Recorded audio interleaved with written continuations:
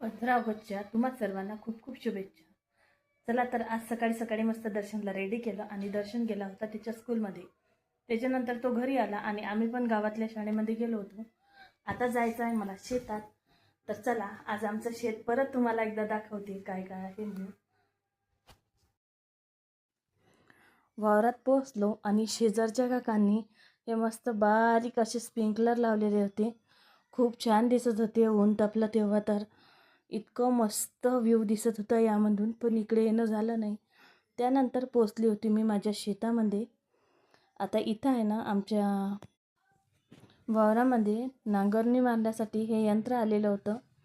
आता हे यंत्राचं नाव काय माहिती काय आहे, पण मी याला चालवून पाहिलं कारण की हे आमचे रिलेटिव्हच आहेत. त्याच्यामुळे यांनी माझ्या हाती दिलं होतं ते चालवण्यासाठी. खूप मस्त आहे आणि शेतकऱ्यासाठी यूजफुल आहे. त्यानंतर गेलो होतो आम्ही शेतामध्ये. आता आमच्या शेतात सध्या पालक आलेला आहे काढण्यासाठी, तर त्याकरिताच आम्ही गेलो होतो. आणि त्या दिवशी होती यांना सुट्टी आणि दर्शन पण घरी होता. आम्ही तिघं पण गेलो होतो शेतामध्ये. इथं आई बाबा मी आणि चौघां मिळून पालक काढला आणि दर्शन बसला होता समोरचा जो हौद बांधलेला आहे समोरच्या दादाच्या शेतामध्ये त्याच्यावर. आता त्यांचा मुलगा पण आला होता शेतामध्ये.